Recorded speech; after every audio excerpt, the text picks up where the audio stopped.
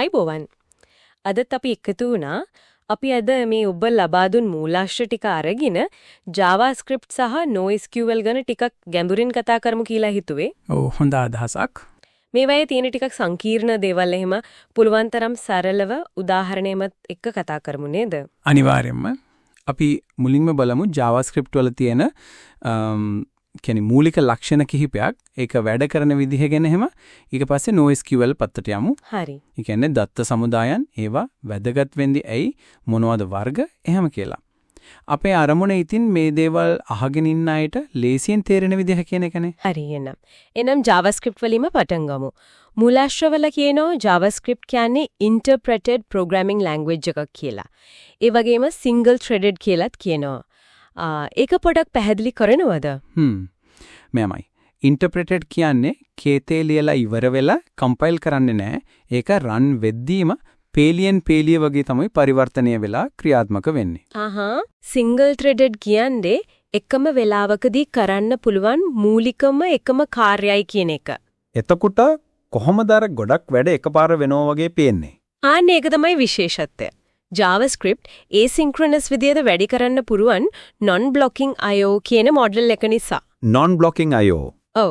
ඒ කියන්නේ හිතන්නකෝ request එකක් යවනවා database එකකට. ඒකට උත්තරේ එනකම් JavaScript නිකම් බලන් ඉන්නේ නැහැ. ඒ අතරේ වෙන වැඩක් කරන්න පටන් ගන්නවා. අර උත්තරේ ආවම තමයි ඒ වැඩේ ආයෙත් අල්ලදන්නේ. හරි. ඒක නිසා තමයි වේගවත් වගේ දැනෙන්නේ. හරියටම හරි. මේක eventing system එකක් හරහා තමයි manage කරගන්නේ. අර dynamic typing, multi paradigm වගේ ලක්ෂණත් තියෙනවා. ඒ කියන්නේ OOP functional programming දෙකටම වගේ support කරනවා. අනිත් කාරණාව තමයි අර object හදන විදිය දෙකක් ගැනත් කියනවා. constructor functions mu එක සහ object literals square brackets. ඊටත් වඩා අර this keyword එක. ඒක නම් සමහර වෙලාවට ටිකක් පටලවෙන සුළුයි නේද? ඕ. this කියන්නේ JavaScript වල සන්දර්භය අනුව වෙනස් වෙන දෙයක්. සාමාන්‍යයෙන් object එකක් ඇතුලේ method එකකදී this කියන්නේ ඒ object එකටමයි. ඒත් ඒ function එකම තනියම call කළොත් global context එකේදී this කියන්නේ global object එකට. browser එකක නම් window object එකට. එතකොට අර function එකක් වෙන object එකට pass කරාම එතනදී තමයි ගොඩාක් අය වරද්දගන්නේ. එතකොට this යොමු වෙන්නේ අලුත් object එකද මුල් object එකට නෙවෙයි. මේක අර callbacks වලදී එහෙම හොඳටම බලපානවා. callbacks කිව්වම අර asynchronous වැඩ handle කරන්න පාවිච්චි කරන එකක් නේ. function එකක් argument එකක් විදියට දෙනවා පස්සේ execute වෙන්න. ඒත් nested callbacks ගොඩක් වුණාම එතන තමයි අර callback hell කියන ප්‍රශ්නේ එන්නේ. කෝඩ් එක කියව ගන්න බැරි අවුල් ජාලයක් වගේ වෙනව නේද? හරියටම හරි. ඒකට විසඳුමක් විදියට තමයි promises හඳුන්වලා දුන්නේ. promise object එකක් කියන්නේ අනාගතයේදී ලැබෙන ප්‍රතිඵලයක් represent කරන object එකක් වගේ rejected කියලා මේ promise එකකින් දැනගන්න පුළුවන්. ඊට පස්සේ .then .catch වගේ දේවල් පාවිච්චි කරලා පිළිවෙලකට වැඩ ටික කරගන්න පුළුවන්. chaining කරන්න පුළුවන්. එතකොට අර callback hell එකකින් ගැලවෙනවා. කෝඩ් එකත් පැහැදිලි. ගොඩක් පැහැදිලි. හරි. එතකොට JavaScript වල මේ වගේ asynchronous දේවල් handle කරගන්න promises තියෙනවා. ඒත් මේ දත්ත, විශාල දත්ත එහෙම කොහෙද තියාගන්නේ? විශේෂයෙන්ම structure එක නිතර වෙනස් වෙනෝ නම් අන්න එතනටද NoSQL එන්නේ. හරියටම NoSQL ඒ කියන්නේ not only SQL මේවා non-relational ගොඩක් වෙලාවට schema free දත්ත සමුදාය පද්ධති. distributed ඒ කියන්නේ දත්ත එක මැෂින් එකක නෙවෙයි ගොඩක් පැතිරලා තියෙන්න පුළුවන්. ඒ කියන්නේ performance එහෙම වැඩි ලොකු data ප්‍රමාණයක් handle කරන්න ලේසි. horizontally scalable.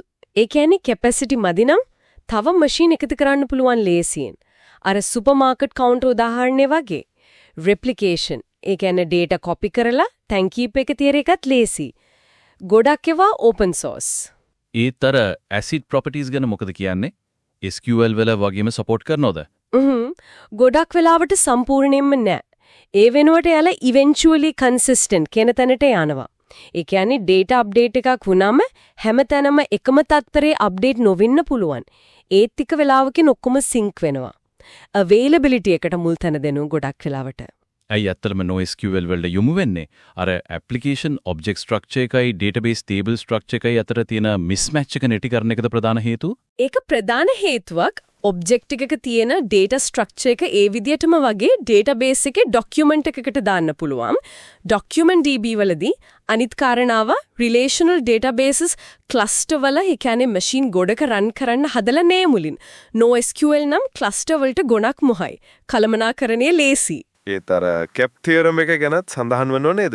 ඒකෙන් මොකද්ද කියන්නේ? ඔව්. CAP theorem එක වැදගත් concept එකක් distributed systems වල. ඒකෙන් කියන්නේ ගුණාංග තුනක් තියෙනවා. consistency C, availability A, partition tolerance P. consistency කියන්නේ හැම node එකකම එකව වෙලාවෙ එකම data එක තියෙන එක. availability කියන්නේ system එක හැම වෙලාවෙම request වලට response කරන එක. partition tolerance කියන්නේ network එකේ කොටස් දෙකක් අතර සම්බන්ධයක් නැති වුණත් system එක දිගටම වැඩ කරන එක. හරි.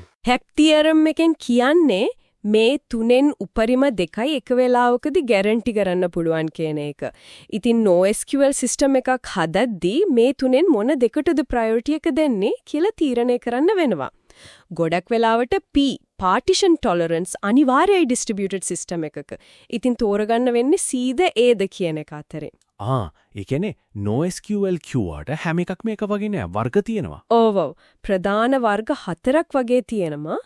key value stores උදාහරණයක් Redis, document databases ඒකට තමයි MongoDB අයිති වෙන්නේ, column family stores Cassandra වගේ, sub graph databases Neo4j වගේ. MongoDB කිව්වේ document database එකක් කියලානේ. ඒකෙදි කොහොමද වැඩ වෙන්නේ? MongoDB වල දත්ත තැන්පත් වෙන්නේ JSON වගේ BSON binary JSON documents විදිහට. ඒක හරිම flexible. schema එකක් enforce කරන්නේ නැහැ. අනික ඒකේ query ලියන්න JavaScript පාවිච්චි කරන්න පුළුවන්. replica sets එක high availability දෙනවා. gridfs කියලා ලොකු file store කරන්න system එකක් තියෙනවා. insert, find, update, remove තමයි මූලික operations. හරිම සරලයි වගේ operations ටික න. පාවිච්චි කරන්න ලේසි.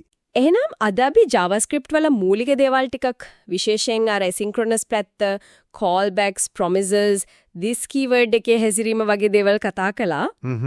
ඒකම NoSQL ලෝකෙටත් පොඩි එබිකමක් කරා. NoSQL කියන්නේ මොකක්ද? ඇයි SQL වෙනුවට එකක් ඕනේ වෙන්නේ? CAP theorem එක සහ MongoDB වගේ උදාහරණයක් එක්ක වර්ග ගැනත් කතා කළා.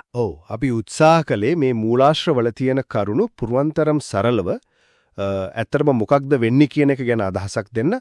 මේවා ඇත්තටම හරිම පුළුල් මාතෘකා. ඒක ඇත්ත. ඒත් මේ කතා කරපු දේවල් එක්ක සමහර විට ඊළඟ ප්‍රොජෙක්ට් එක පටන් ගනිද්දි දත්ත තියාගන්න මොන වගේ database එකක්ද හොනම අර SQL වල structure එකද නැත්නම් NoSQL වල මම්‍යශීලී බවද මට වැදගත් වෙන්නේ කෙනෙක් ගැන තව ටිකක් හිතන්න යොමු වෙන්න ඇති කියලා හිතනවා. අනිවාර්යයෙන්ම ඒක හොඳ කාරණාවක්.